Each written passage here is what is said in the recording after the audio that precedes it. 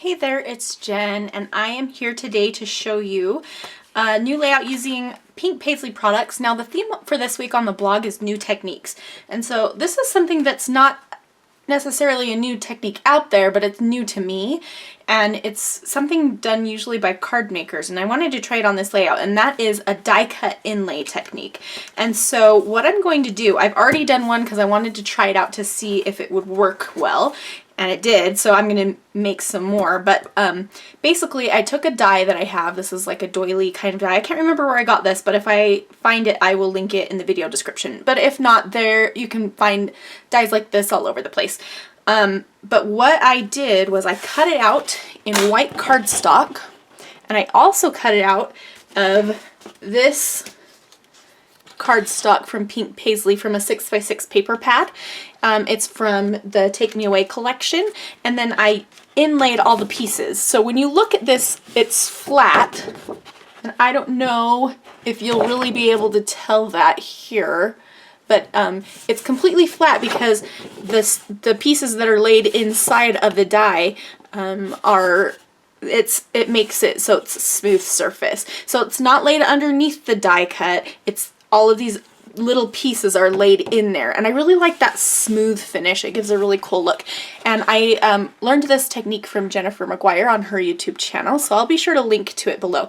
But I have a bunch of papers that I've put, what I did was I put adhesive on the backs of these. This is just like a double-sided tape, and I did it big enough to fit the die. So what I'm going to do is do this die cut out of all of these papers, and I'm going to do one or two more of these little medallions in a variety, like I'm going to make it so that there are multiple colors in here. Now this one I used one piece of paper, and I really like the way that looks, but the cool thing about this is that rather than just backing it with the papers is the smooth finish, and also the fact that you could use a whole bunch of different papers in one little die cut. So that's my plan. I'll fast forward and talk you through it as best I can. I hope that you understand what I'm meaning here. But what I'm going to do is cut these all out. Like I mentioned, I put adhesive on the back, so there'll be like a whole bunch of little stickers, and then I will talk you through my process. Okay, so I'm going to show you a few times me cutting out some of these pieces. Now, this die is pretty intricate, so you do have to push out some of the pieces, but they, and I had to use a shim, which is just a couple of pieces of paper to make it so that I got a little bit of a cleaner cut. I'm using my Sizzix Big Shot to do this, and you can see I'm just poking out all of those little pieces. So now I have a nice white doily, and I'm going to cut one more out of white because that's what I want to be the outline of all three of the doilies that are going to end up on my final layout. Now, if I was smart or thinking about it, I could have used adhesive on the back of these doilies as well so that I could just peel it off like a sticker and put it onto my background, but I wasn't that smart, and it's okay because it ends up being fine. So here you can see I'm cutting my patterned paper now, and I'm doing a few different ones, and what I'm trying to do is when I'm poking this out, I'm trying to make it so that it stays in one piece because it has that sticker backing because of the adhesive that I added to the back. You can kind of make it so that it stays in, the die stays in one piece. And sorry for my head there, but I was just leaning over to poke those pieces out. So I'm only putting one piece of paper in for a shim when I'm doing these patterned papers because I don't want it to cut all the way through the adhesive because it's just easier if I can keep it all together. And it works pretty well. Some of the outside pieces come out a little bit, but it's not a big deal. So here you can see that I'm using just my little poker tool to kind of lift up that die and keep all the pieces intact. And now I'm going to show you how it's going to work on my background. So I'm kind of figuring out where I want them to go. I have two 3x4 photos, and I want them to surround my 3x4 photos. I zoomed in a little bit because I'm going to show you some of the piecing that I do, but basically because I didn't make these white pieces into stickers, I'm just using my Scotch quick dry adhesive in a fine line bottle and gluing that down. Now, if you didn't have double-sided adhesive, or if you didn't want to waste double-sided adhesive on this or something, you could use liquid glue to glue in all of the little pieces as well, but I just felt like that would be the biggest pain in the butt ever. So I decided instead that I would make them all into stickers. And this ends up working out really well.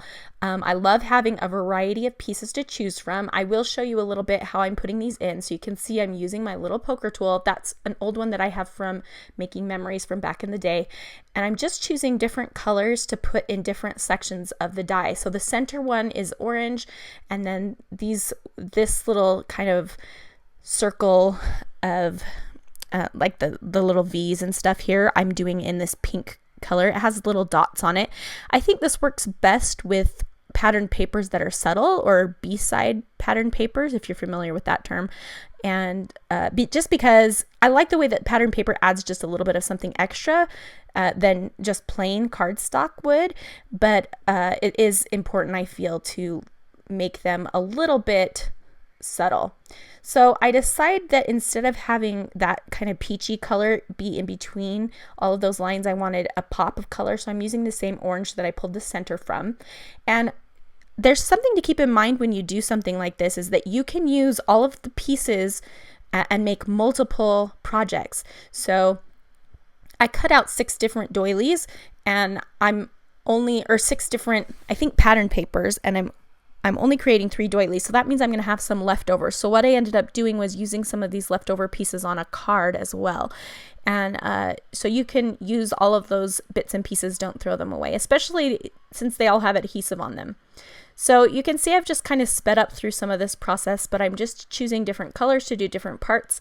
And I decided that I wanted to have some more of that kind of ombre paper that I used for the first cutout. I wanted that to be the center of another one. So I just cut out on a scrap where the doily doesn't cut out of the whole paper because it's too big, but it was big enough for me to do the center pieces that I wanted to.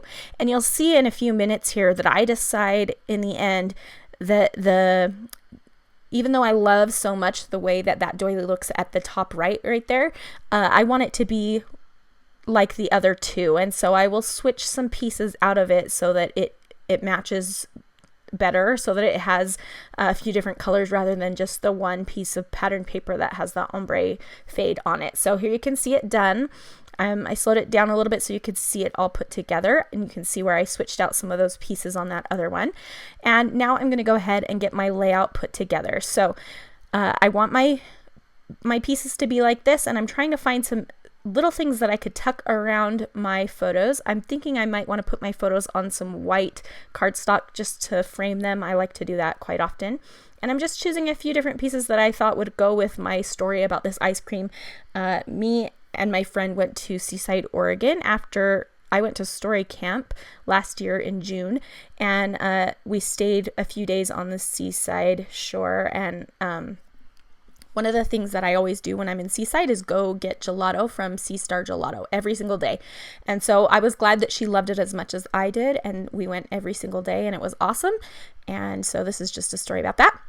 I decided to use these stickers from the Confetti Wishes line, and even though they are meant for birthday, the word hooray can be meant for anything, especially ice cream. So I'm going to use that word hooray for part of my title, as well as those stickers that you see there from the Pick Me Up collection, the little white and blue foam stickers. I love those. They work for everything. At this point, I'm thinking maybe I'll use those stickers, but I end up not doing that. And here's where I have decided to go ahead and use the white stickers in conjunction with the Hooray title. And I like how the Hooray has it's kind of like an aqua color foam underneath it, so you get that little pop. And here I'm just placing that down, and I'm wondering right now if the white is going to stand out enough on the background that's also white. And so at this point I'm thinking maybe I might change up the colors of these letters. And the thing I love about those white stickers and the fact that they're foam is that they are so easy to switch up the colors on. So here I've got some alcohol markers, and I'm just going to try out a few different things. I have some Shin Hand Touch twin markers that I got from Close to My Heart, as well as some Copic markers and some other inexpensive alcohol markers that I got in the clearance section at Michael's. And I'm just seeing what color works best for this. And I'm actually going to use a combination of colors. So this is kind of like a greeny yellow color, And then over the top, I'm going to put this aqua color, and that ends up being the right color for what I was looking for. Not one single shade on its own was quite right. So mixing two together worked well for me. And I like the way this ends up looking, and it matches the foam that's underneath the word Hooray. So here I'm using actually a third color to go over them one more time to just make them a little bit more blue and a little less green. And that's a Copic marker. And now I'm going to matte those photos like I mentioned I probably would. My adhesive is getting to the end there, and it's kind of frustrating me. When it gets to the end, it's a little bit harder to make it go. And so I was getting frustrated. So I just used my double-sided tape for this.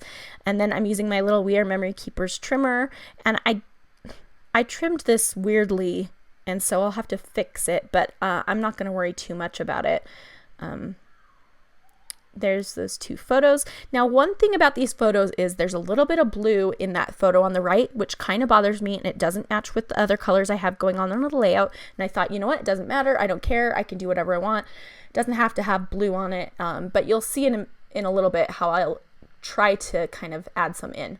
So I'm using some Distress Oxides, which I absolutely love the way these look when they dry. I love them for the smushing technique. I have not tried them for this technique yet. And they are just absolutely gorgeous when they dry. So I definitely recommend it.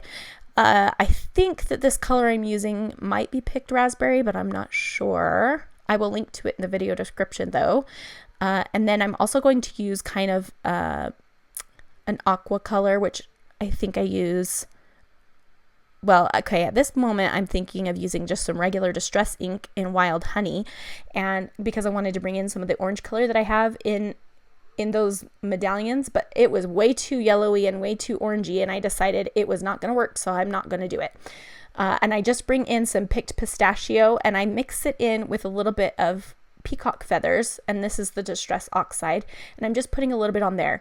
Now, the awesome thing about Distress Oxide is that it doesn't mix with the pink the way that regular Distress ink would. You can layer it up, which is awesome. So that's a nice advantage of that. And I just really love the way that it dried. It just has a really cool effect to it. It's kind of a little bit chalky, but I don't know. I just really loved it. You'll see in the close-up photos that I took some pictures of it because I really liked the way that it dried. So here I like the way that my title looks on top of it as well. And now I'm going to put my photos back down. I really think that the placement of the medallions works out well for two photos like this. And I decided I wanted to pop one of them up. So I'm using just some adhesive backed fun foam and using my double-sided tape to tape the other side down. And I get that super cheap at Walmart. I think you get a big package for like $5, and you can also get them at Hobby Lobby and Michael's and places like that. So it's just a really inexpensive way to get that dimension, because I know foam adhesive can be expensive, but I do still buy foam adhesive as well. Here I'm just trying to clean out and ungunk my adhesive a little bit, and that worked. So I'm going to glue these two down. And when I have two photos that overlap, I usually hold them together to place them on the layout. Now this part, I overlap the Hooray on the photo. So part of the word is up and raised on the photo because the photo has foam adhesive underneath it. And then the other parts are just down on the page. And foam thickers work really well for that because they are a little bit flexible. So that worked nicely with the Hooray. And you can see that I'm kind of nestling the words for Sea Star Gelato in between where the H dips down and the Y dips down. And I think that looks really nice. And so here I'm going to figure out what I want to do for embellishment. I'm going to keep it very simple because I want the main embellishment to be those medallions that I took 500 hours putting together. Not really 500 hours, but I took a little while to do that. It was fun, and I like doing stuff like that, so no big deal to me. But yeah, it did take a little bit. So here's where I'm trying to bring in just a tiny bit of blue, and those stickers from the Pick Me Up collection have a blue leaf on them, each one of them. And so it's very subtle, but I do bring in that little bit of blue. I put a sticker that says amazing, and it's gold foil, which brings the gold foil from the word Hooray up to the top. And now I'm using some Puffy stickers, and I'm going to add those as well. Now one of them has the it looks like a drink or something, and it kind of reminded me of the way that the gelato looked in the picture that's on the left, and so I liked adding that in because I didn't know where else I would really use that. And then I'm adding in that orange color that I love with just these coral stickers, one of them at the top right, and then there's some coral in the flowers as well. I thought I was going to use that little circle that had the fingers saying like okay, but I think I take that off because it was very red. I don't know, maybe I leave it on, but I don't think so. That is a little 2x2 square that I end up sticking to the left of that photo, and I really like the way that looks. And I'm just adding in some of the little circles from the Confetti Wishes stickers, and that's going to finish this off. I ended up adding the date as well and some gold spray mist. And that is everything. I hope that you've enjoyed. I hope that you'll try a new technique like this. If you haven't before, it's super fun. Remember, I'll link to all available products in the video description below. Thanks for watching, and we'll see you again soon.